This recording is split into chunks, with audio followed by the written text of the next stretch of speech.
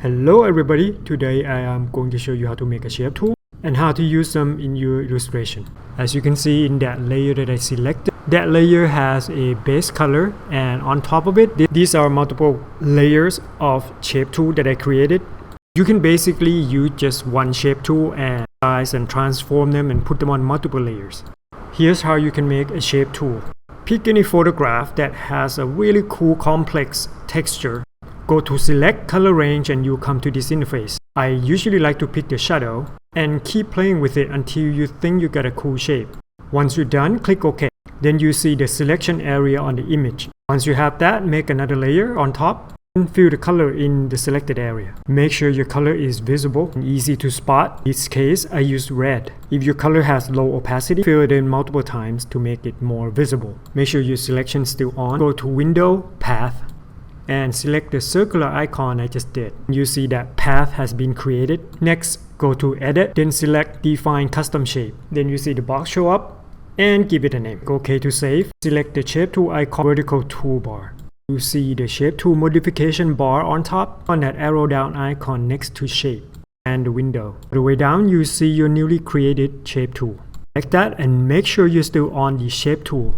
Drag the shape tool on your canvas. You see a new shape created. Enter to confirm it. Now you have your shape. To change the color to maybe a little bit off-white instead of red, because I'm going to show you how to apply it. Once I have the color I want, then make a layer below it. Use the lasso tool to create a boulder or rock-like shape. Once I have the shape, I fill it in with some earth tone color. You can see why I picked white or lighter color for the shape tool. Hold and click between the layers. Have clipping mask. You have the clipping mask, keep tweaking the shape tool until you got the proper size and proper visible part so that will make it look like rock. I'm going to create another layer in between them, turn it into multiply. Then I'm going to do a few strokes, give this shape some form. Then we are done. So now you have some kind of a decent rock with a nice texture within a couple of minutes. Thank you for watching, guys. I hope you enjoyed the tutorial and have a great day. Alright, so now, like I said, all the shapes are there. Now I'm just trying to adding all the detail and all that onto the image. And usually when I start painting, I start really small so I can get the clear shape. And now I'm using clipping mask. Just create a new layer and hold Alt on top of the layer that you want to work on, and now I'm using a shape tool. So the shape tool, I have a bunch of shape tools that I make a collection of. So a lot of time I'll go collect the image and I'll just trying to get the darkest part of some of the image that will give you the grime or the texture that you want, and just use this value selection tool and then make it a vector.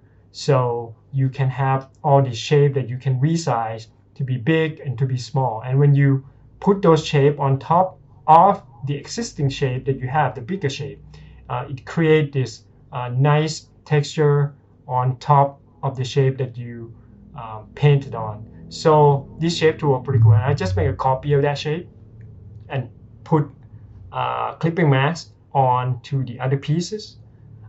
And then just resizing these. And since these are vector, until you click enter, then you rasterize it.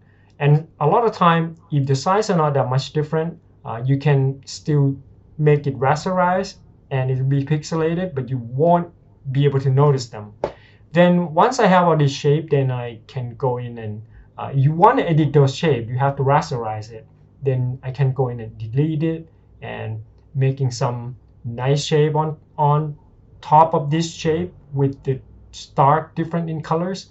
So you can make it look, you can make it really quick, and it looks super cool without having to do much to it, because there are all these tools in Photoshop that are available to you that you can make your work a lot faster on top of those. And then I'll just use eraser tool to erase them to get how to get this texture to work on the surface of the shape and to give it an illusion of form on top of those flat shape, right?